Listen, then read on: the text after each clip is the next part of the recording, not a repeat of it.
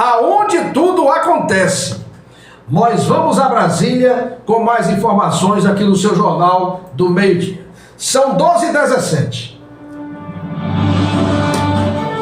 Você ouve agora Política Capital, o programa da agência Rádio Web, direto de Brasília para a sua emissora. Os bastidores do poder e da capital federal na voz de quem conhece. Jornalista Rodolfo Lago.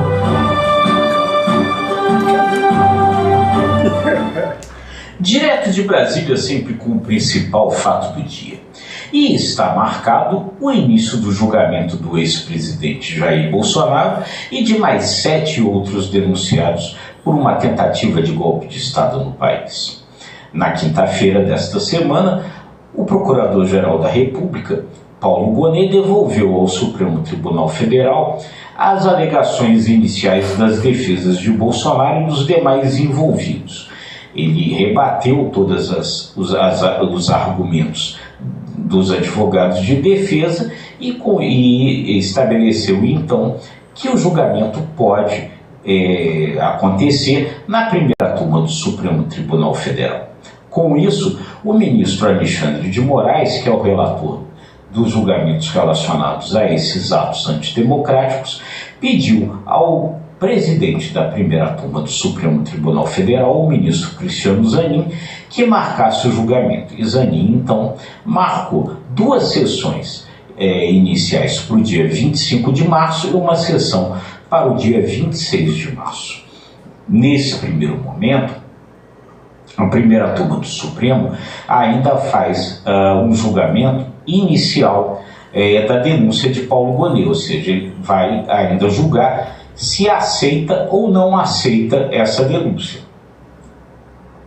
Caso aceite a denúncia, aí sim Bolsonaro e os demais envolvidos. Nessa primeira fase, esses primeiros envolvidos são aqueles que Gonet considera o núcleo duro da tentativa de golpe, ou seja, aqueles que estariam mais diretamente envolvidos com essa tentativa de golpe. Aceitada então a denúncia pela primeira turma do Supremo, eles então se tornam réus. E aí se inicia a outra fase de julgamento, na qual então os advogados podem pedir novos depoimentos, podem pedir novas diligências, podem pedir novas provas, enfim, todo um processo que se inicia a partir daí. Mas a impressão dos advogados de defesa de Bolsonaro é de que a rapidez com que a primeira turma estabeleceu e marcou esse início de julgamento revela uma tentativa de celeridade desse processo. Muito provavelmente, nessas 2 sessões marcadas aí, por unanimidade, a primeira turma deverá aceitar a denúncia, enfim, encerrando esse primeiro prazo de julgamento ainda neste mês de março. E aí a tendência que os próprios advogados admitem é que ali no Supremo, até o final desse ano, o julgamento esteja todo concluído. E a tendência, eles acham, é de condenação dos envolvidos. Talvez aí só com uma ou outra ponderação a respeito de penas, mas a condenação todo mundo imagina que deverá acontecer. Então, inicia-se agora, além desse processo jurídico, também um processo político. Se ali há uma sensação de que a condenação acontecerá, inicia-se então um trabalho mais pelo campo político.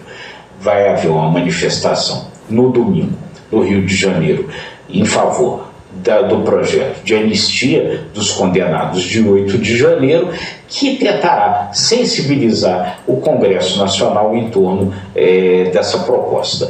E o líder do PL na Câmara, o deputado Sóstenes Cavalcante, acha que a essa altura já há votos suficientes ali no Congresso em favor desse projeto de anistia, no qual Bolsonaro pretende se colar para conseguir, enfim, por esse campo político, aliviar a sua condenação. Esse parece ser o caminho mais provável a essa altura, analisado por Bolsonaro mais do que o próprio caminho jurídico. A gente vai estar acompanhando tudo sempre para trazer para você a melhor análise e a melhor informação. Muito obrigado e até a próxima. Política Capital, direto de Brasília, com o colunista da agência Rádio Web, Rodolfo Lago. A análise dos principais temas de interesse do país, de segunda a sexta-feira, nesta emissora. Olha a hora. Agora, em Bom Jesus, pontualmente, são 12h22. Deixa eu falar aqui, atenção, colônia gaúcha. Deixa eu falar pra gauchada aí. Você que é do Rio Grande do Sul, você que é lá de Passo Fundo, de Uruguaiana, de Caxias, de Não Me Toque, de Porto Alegre, você que veio plantar soja, veio trabalhar no agro aqui, domingo, meio-dia, com fé em Deus, domingo, meio-dia, nós vamos colocar essa rádio aqui direto de Porto Alegre, com a Rádio Grenal. Ah, mas o Flamengo, o Flamengo já transmitiu o jogo do Flamengo. Vamos transmitir Inter e Grêmio, a final do Gauchão, a final do Campeonato Gaúcho. Você que é do... Pode ligar o rádio do carro aí e tal, ligado na Grenal, já de cedo ouvindo os comentários, a movimentação dos ônibus saindo da concentração, indo lá para o Beira-Rio, a manifestação do torcedor, o torcedor do Inter, do Grêmio, a final do Campeonato Gaúcho. Viu? Domingo, meio-dia, a gente tá na Rádio Grenal. Olha a hora! 12h23. 12h23. E do domingo, domingo lá no Rio de Janeiro, Copacabana, vai ter essa manifestação de pedido de anistia, né? Para essas, olha, tem muito vagabundo, tem que ir pro pau. Eu sou dessa teoria. Vagabundo tem que ir pro cacete. Samuel, tu tá sendo mal? Não, tô não, moço. Eu sou a pessoa de Deus. Eu sou a pessoa do bem. Mas eu não vejo como é que eu sou pai de Samuel, pai, e uma filha minha, um filho meu, vai quebrar a prefeitura ali, botar fogo na prefeitura. Tá errado, papai. Tem que punir. Como é que o senhor é pai e o senhor vai admitir que um filho seu quebra um carro da polícia? Tá errado, não tá não, velho? Como é que a senhora é mãe e vai admitir que um filho seu vai querer colocar uma bomba na caixa d'água da cidade? Tá errado, rapaz. Eu vejo que tá errado. Tá errado. Agora, lá em Brasília, o tempo vai dizer o que aconteceu no 8 de janeiro, lá em Brasília. Gente, você que não conhece Brasília, e você que conhece Brasília, e mesmo indo lá, não teve a oportunidade de ir ali na Praça dos Três Poderes, ver o anexo amarelo do Congresso Nacional, ver o Palácio do Planalto, ver o Senado Federal, lá por trás, ali que fica a gráfica do Senado, ouça, ali é troiado. Ali é troiado, vou falar no nosso linguajar. Ali é cheio de samango o dia todo, a noite toda. Pode cair um raio, chover grosso, fazer sol, frio, que ali tem polícia ali, rapaz. É uma das áreas mais militarizadas do Brasil, é ali o Palácio do Planalto. É ali. E entrar um tanto de gente daquele ali para quebrar dentro ali, quebrar quadra. Ali a história vai dizer. Vai dizer, vai mostrar. Quem quebrou aquilo ali, ele tem que ser punido. Eu não vejo aquela mulher que pichou, perdeu o mané, pegar 17 anos de cadeia porque pichou com batom e aquilo ali tem umas coisas que é exorbitantes, que qualquer cidadão vê que está errado. Que está errado. Aquela mulherzinha que está com a Bíblia na mão lá, pedindo a Deus, logo, minha vovó, tá errado. O que a senhora quer estar no meio daquele troço ali, minha avó? Tá errado também. Mas é excessivo demais. Você vê que teve um caso aí uma mulher pegou 17 anos de cadeia, a mulher que esquartejou o marido. né?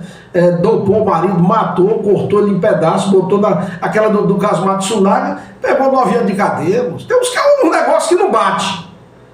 Agora, tem que ter punição para quem cometeu aqueles atos de vandalismo ali. O de vandalismo. Se você pegar,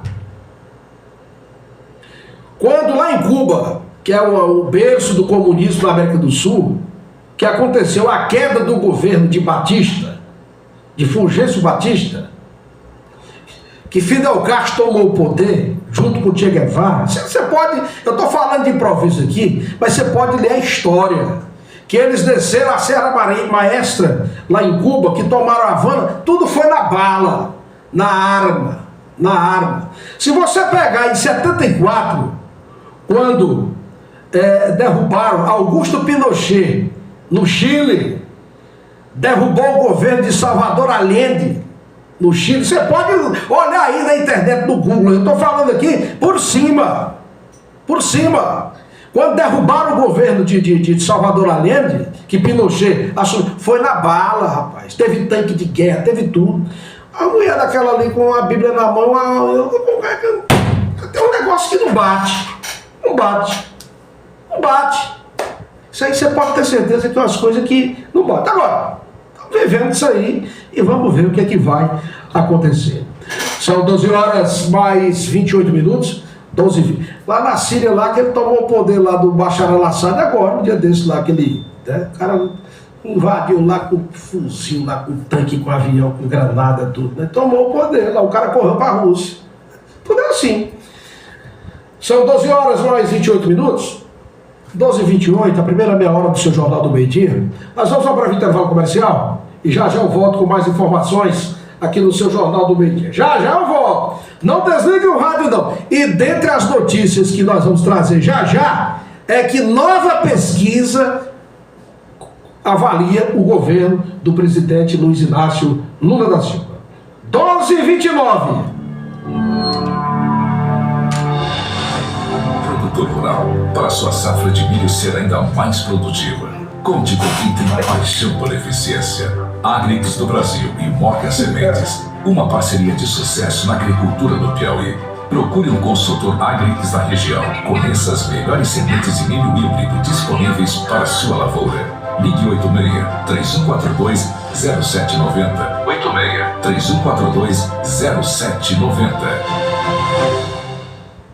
Ei, sabia que mais de 4 milhões de famílias já trocaram a parabólica antiga pela nova parabólica digital? A Siga Antenado já está em todas as cidades do Brasil e vai te ajudar na sua troca. E a melhor parte é que pode ser gratuito para quem é beneficiário de programa social federal. Para agendar sua troca, ligue 0800-729-2404 ou acesse sigaantenado.com.br. Vou repetir, ligue 0800-729-2404.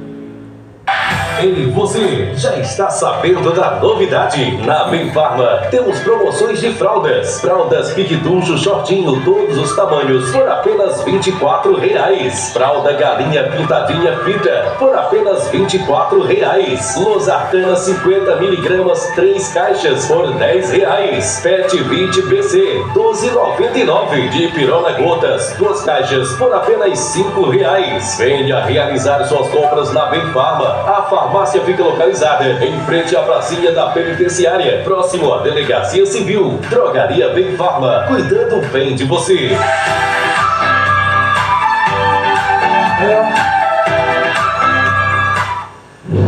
Chegou o mês do cliente na Betel Construções e você não vai querer perder essas ofertas imperdíveis. Treliça, apenas R$ 39,90. Pisos, 58 por 58, somente R$ 28,90. Cimento liso, a partir de R$ 44,00. Churrasqueira pré-moldada Dona Fix, só R$ 1.484,30. Telha ondulada a R$ 86,90. Essas ofertas estão esperando por você na Betel Construções. Mas corra, porque é por tempo limitado. Corra até a Betel Construções mais próxima ou entre em contato pelo WhatsApp 89 98147 2754. Estar conectado com o mundo à sua volta é cada vez mais indispensável. E se a velocidade que você se comunica com o mundo mudou, a velocidade da internet também. PJ Fibra, planos de 50 a 300 mega, instalação mais Wi-Fi grátis, comodato. Migre já e seja muito mais feliz. PJ Fibra, navegue ao máximo. Maiores informações, 89-3562-2705, 0800-601-2705, www.bjfibra.com.br. Fica localizado na rua Moisés Bajude, 325, Centro de Bom Jesus, Piauí.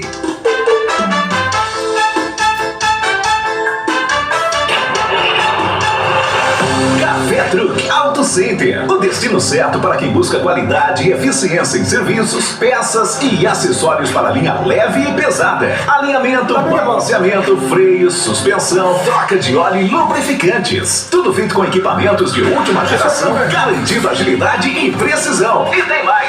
Uma casa de peças completa, especializada em filtros para linha leve e pesada, agrícola e equipamentos linha amarela. Precisou de pneus e rodas? Temos para todas as necessidades. Estamos na rodovia BR-135, quilômetro 350, ao lado do Posto Café, em Bom Jesus, Piauí. Café Truck Auto Center. O cuidado que seu veículo merece está aqui. Venha nos visitar.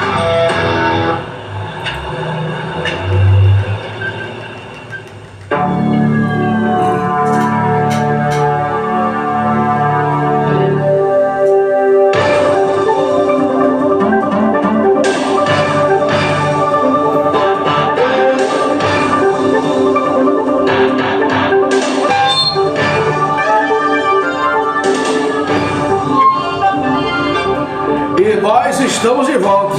Olha a hora. Meio-dia mais 33 minutos. 12h33 no sul do estado do Piauí. Você ligado na maior, na grandona do Vale do Gurigueia. Tá bom, Jesus FM. Olha, deixa eu ver que é só que outra aqui, Paulo. Para aí, daqui. Atenção, muito atenção.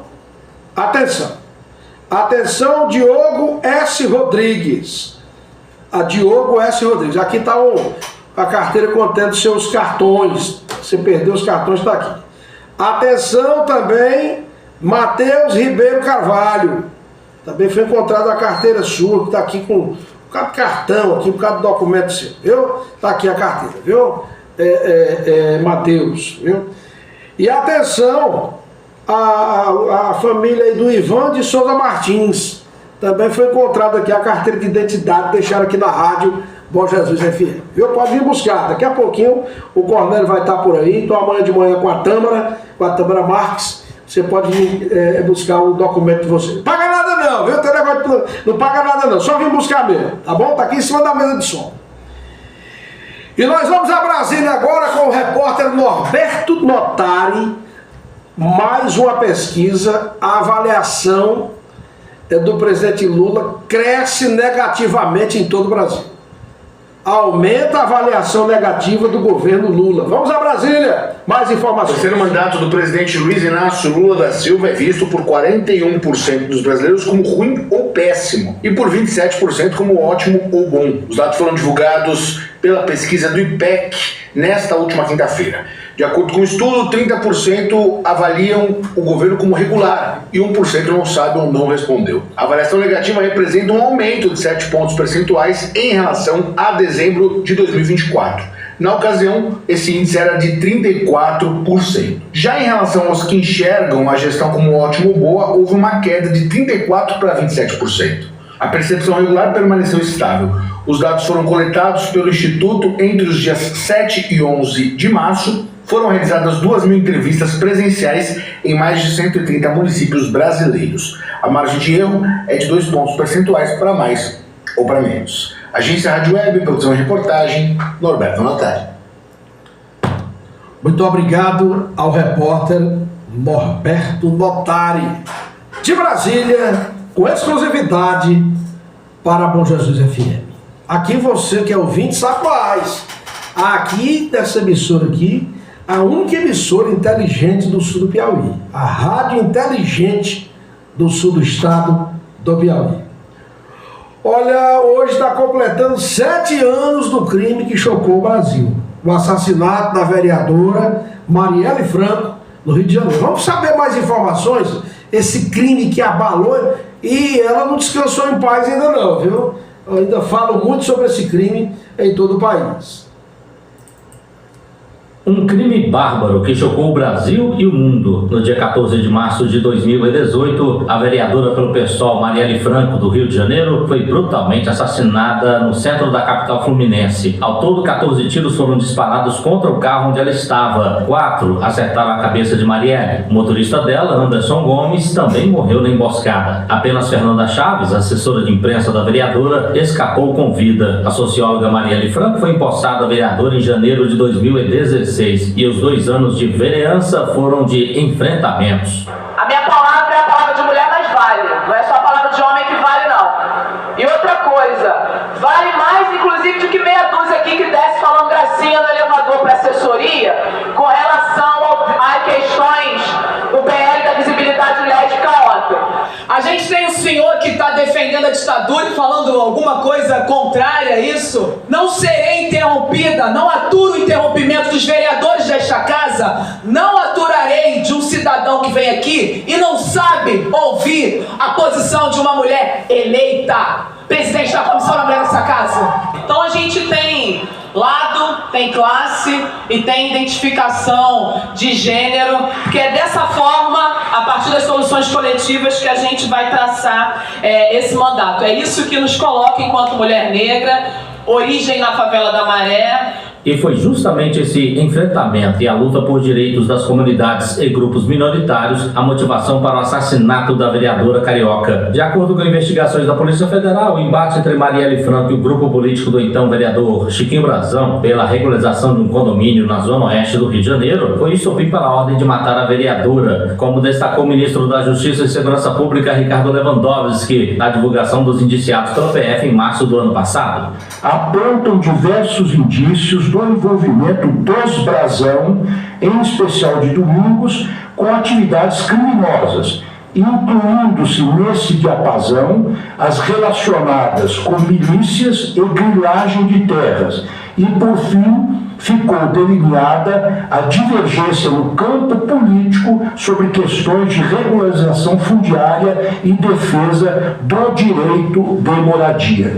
Esse é um trecho extremamente significativo que mostra, pelo menos, a motivação básica do assassinato da vereadora Marielle Franco, que se opunha justamente a esse grupo que na Câmara Municipal do Rio de Janeiro queria regularizar terras para usá-las com fins comerciais, enquanto que o grupo da vereadora Marielle Franco queria utilizar essas terras para fins sociais, para fins de moradia popular. A investigação da Polícia Federal concluiu que o conselheiro do Tribunal de Contas do Rio de Janeiro, Domingos Brazão, e o irmão dele, o ex-vereador e deputado federal na época do indiciamento, Chiquinho Brazão, foram os mandantes do crime. Para a execução, eles teriam contratado o ex-policial militar Rony Lessa, réu confesso e delator da organização criminosa. A emboscada foi planejada e realizada com a ajuda de comparsas, entre os quais o também ex-policial militar Elcio Queiroz. Mestre em Sociologia Política e especialista em Gestão de Segurança Pública, Roberto Uchoa, avalia que o assassinato da vereadora Marielle Franco vai além de um crime contra uma representante política. Foi um crime que ele tem muitas outras camadas que sim envolvem política, envolvem políticos, envolvem organizações criminosas diversas e envolvem agentes do Estado. Então, o Rio de Janeiro, no Rio de Janeiro principalmente, a gente consegue ver esse problema de forma muito mais latente. A gente tem os homicídios cometidos contra candidatos a vereadores, isso tem ocorrido nos últimos anos, assim como a gente teve um atentado a político eleito, no caso da Marielle, mas também nós temos a corrupção entranhada na estrutura dos poderes do Estado. A gente teve recentemente uma deputada que foi afastada porque foram comprovadas suas ligações com milícias. A gente tem conhecimento de que há políticos que tem ligações com facções ligadas também ao narcotráfico, organizações criminosas ligadas também a máquinas caça-níqueis e ao jogo do bicho. Para Roberto Uchoa, os 7 anos da morte de Marielle Franco devem levar a sociedade a refletir sobre o que foi feito para combater a infiltração das organizações criminosas nas estruturas do Estado. Porque só investigar e prender os mandantes, os executores desse homicídio sem mexer na estrutura que alimenta toda essa onda de crimes e essa corrupção dentro do Estado e dentro dos poderes, a gente não está melhorando o quadro. E vai ser só esperar para a próxima Marielle ou próximo Anderson, ou que a gente tenha cada vez mais agentes do Estado trabalhando para organizações criminosas. Eu acho que esse é o grande perigo e essa deveria ser a nossa tarefa de casa. Já para o advogado e analista político Melilo Diniz, o assassinato de Marielle Franco foi um crime contra a democracia, regime em que o respeito à vida dos cidadãos e das autoridades públicas deve prevalecer. Para que elas não temam defender os seus propósitos, defender os interesses das suas comunidades, como também atender o seu projeto parlamentar ou político ou como governante, como mandatário. Na verdade, qualquer tipo de violência contra um político, contra um parlamentar, contra um juiz, é expressão de uma crise civilizatória, é a identificação de que a gente precisa ainda combater o bom combate e promover a democracia. Em junho do ano passado, a primeira turma do Supremo Tribunal Federal tornou réus os irmãos Domingos e Chiquinho Brazão e também o ex-chefe da Polícia Civil do Rio de Janeiro, Rivaldo Barbosa, acusado de planejar o crime, e o major da PM, Ronald Alves, apontado como ex-chefe da milícia da Muzema e responsável por monitorar a vereadora Marielle Franco, segundo as investigações. Rony Lessa e Elcio Queiroz já foram julgados e condenados a 78 anos e 9 meses de prisão e 59 anos e 8 meses de prisão, respectivamente. Agência Rádio Web de Brasília, Alan Barbosa. Muito obrigado ao repórter Alan Barbosa. Muito esclarecedor o Alan Barbosa, direto de Brasília. São 12h44. Meio-dia e 44. Olha, esses crimes brutais acontecem por todo o Brasil. Uns têm repercussão grande, como é o caso da Marielle, que teve uma repercussão mundial, por causa do Rio de Janeiro, né, uma das cidades mais conhecidas do mundo, né? Aquele momento ali, o crime de mando, um crime de pistolagem, né? O cara seguiu o carro dela, o crime de mando, né? E tem que ter punição, né? No Piauí, pra você ter ideia, no Piauí teve um brutal assassinato que, para mim, a nível regional, a nível local, a imprensa local, um dos maiores jornalistas que já passou por esse estado, o Donizete Adalto, um crime que mataram ele, envolvimento político, que ninguém sabe o que realmente aconteceu. O assassinato daquela modelo lá em Teresina, Fernanda Lage, também um crime bárbaro, que ninguém sabe o que realmente aconteceu. E esse caso, e são vários casos, né, que espalhados por esse Brasil, casos que envolvem política, poder, dinheiro, prostituição, grilagem de terras, drogas, envolve tudo isso, né, porque a nossa sociedade, ela é podre, é podre, é uma sociedade, ela é podre. O cara, nesse Brasil, teve dinheiro, tem a chave da cadeia. Teve dinheiro, tem a boa reputação. O Brasil é assim. Mas é um crime que abala as estruturas de toda a sociedade, né? De toda a sociedade, embora grande parte da sociedade seja hipócrita, né? Hipócrita no que diz respeito quando tem o poder, ou quem detém o poder. São 12 horas mais 45 minutos, 12h45, é o seu Jornal do Meio-Dia para toda a região do nosso Vale do Gurgueia. Final de semana promete, é campeonato regional, as decisões em todo lugar. Quem ganha, Flamengo ou Fluminense? Fluminense vem com tudo, o jogo não está decidido. Mas o time do Flamengo é muito bom hoje, tem um milhão. Olha, também tem a decisão do Campeonato Paulista, Corinthians e Palmeiras, né? O clássico histórico no futebol paulista, né? E tem, né, a final também do Campeonato Mineiro, é uma baba. O Atlético ganhou o primeiro jogo 4-0, vai só confirmar o título contra o América lá nas Minas Gerais. O final do Campeonato Goiano, Goiás e Vila, o Vila passou na frente, né? Também vai estar chegando ao seu final. E no final do mês começa o Campeonato Brasileiro, né? O primeiro jogo da abertura é Internacional e Flamengo no Maracanã. Olha a hora, gente, são 12h47, agora nós vamos viajar com a notícia, né? Nós vamos a Paris. Vamos a Paris com o noticiário internacional aqui no seu Jornal do Meio-Dia.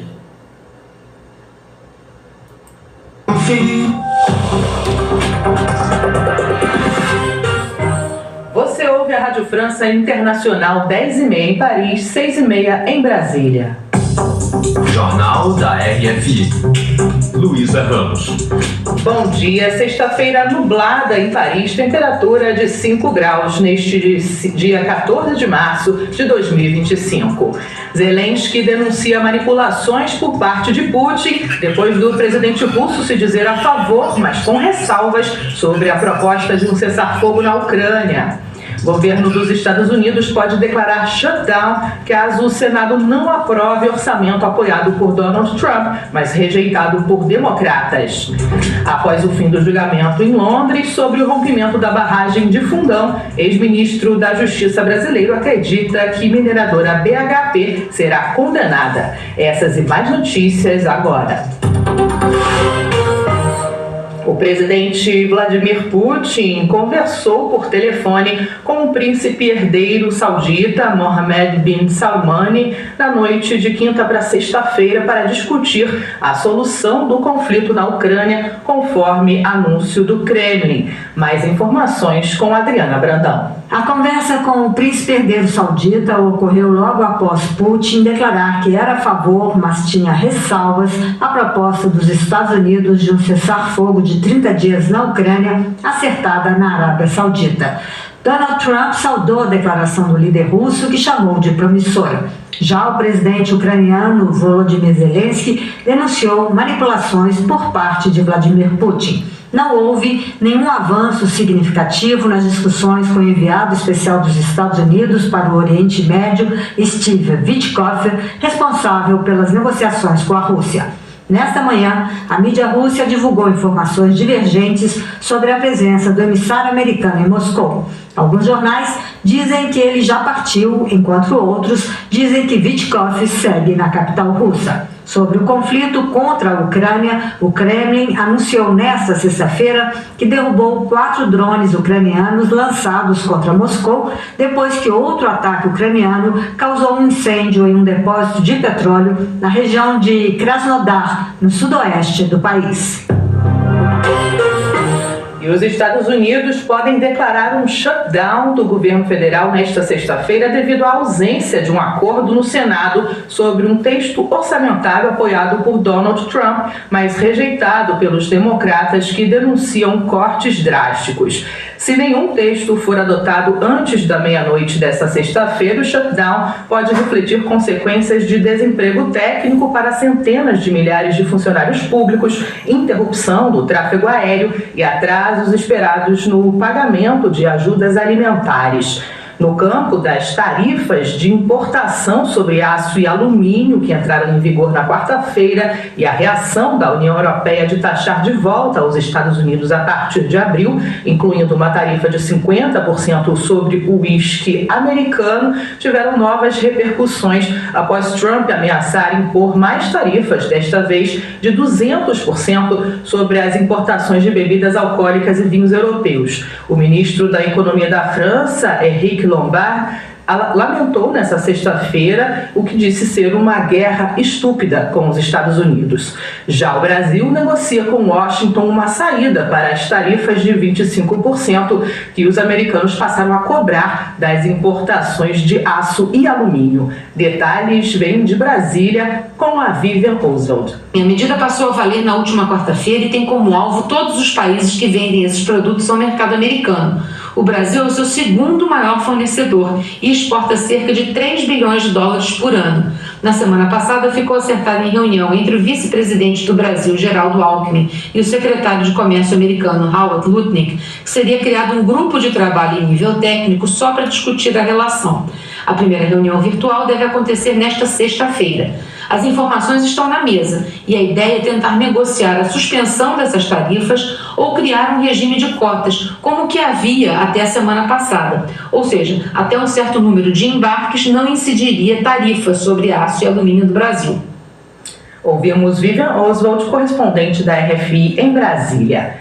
E a China, o Irã e a Rússia pediram nesta sexta-feira que as sanções contra Teherã sejam suspensas em negociações em Pequim, em meio à intensa pressão de Washington sobre o programa nuclear do Irã. Essas negociações ocorrem em um momento em que Donald Trump, que retirou os Estados Unidos do acordo com grande alarde em 2018, durante seu primeiro mandato, disse que está aberto ao diálogo com Teherã desde o seu retorno ao poder. E o Programa Mundial de Alimentos anunciou também nesta sexta-feira que cortaria a ajuda a mais de 1 milhão de pessoas na Birmânia, um país devastado por uma guerra civil, devido à falta de financiamento após os cortes da ajuda internacional anunciados pelo presidente Donald Trump. Quase metade do financiamento do programa, 4,4 bilhões de dólares, de 2024, foram fornecidos pelos Estados Unidos. E terminou na quinta-feira em Londres o julgamento sobre o rompimento da barragem de Fundão, em Mariana, Minas Gerais, ocorrido em 2015. A decisão da corte inglesa, prevista para meados deste ano, pode responsabilizar a mineradora BHP e decidir sobre uma indenização bilionária a 620 mil vítimas e 31 municípios brasileiros afetados pelo maior desastre ambiental da história do Brasil. A Yula Rocha, correspondente da RFI em Londres, tem informações. O julgamento, que começou em 21 de outubro do ano passado, interrogou 7 testemunhas que estiveram em postos importantes da BHP sobre nível de controle que a empresa tinha da barragem de Mariana, a mitigação dos riscos considerados altíssimos muito antes de seu colapso e a resposta da mineradora após o rompimento. José Eduardo Cardoso, ex-ministro da Justiça e parte do time de advogados que representam as vítimas do caso, está certo de que a BHP será condenada. Em nota, a BHP repetiu que nada tem a ver com o desastre, porque, segundo ela, a barragem era operada de forma independente pela Samarco no Brasil. Com base no mecanismo da justiça daqui, o prefeito de Mariana, Juliano Duarte, espera receber ainda este ano um adiantamento de 1 bilhão e 200 milhões de reais dos 28 bilhões pleiteados como indenização se a BHP for condenada. Yula Rocha, de Londres, para a Rádio França Internacional. E na França, uma tentativa de ataque terrorista foi impedida pela Procuradoria Nacional Antiterrorista. Segundo informações da imprensa francesa, um aluno do ensino médio de 17 anos foi acusado e preso na noite de quinta-feira sob suspeita de planejar uma ação violenta e também de apologia a atos terroristas nas redes sociais. E nessa sexta completa um mês da internação do Papa Francisco no Hospital Gemelli, em Roma. Ele segue internado, segundo o Vaticano, passou uma noite tranquila, mas não está mais em estado crítico.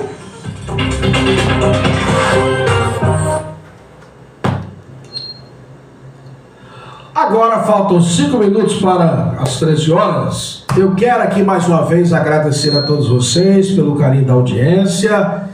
A todos, meu muito obrigado. Uma boa tarde, um bom final de semana. E até segunda-feira, se Deus nos permitir. Mas não desliga o rádio, não. Tem muita música boa aí na programação Sucesso da sua rádio Bom Jesus FM. Tchau, gente. Boa tarde.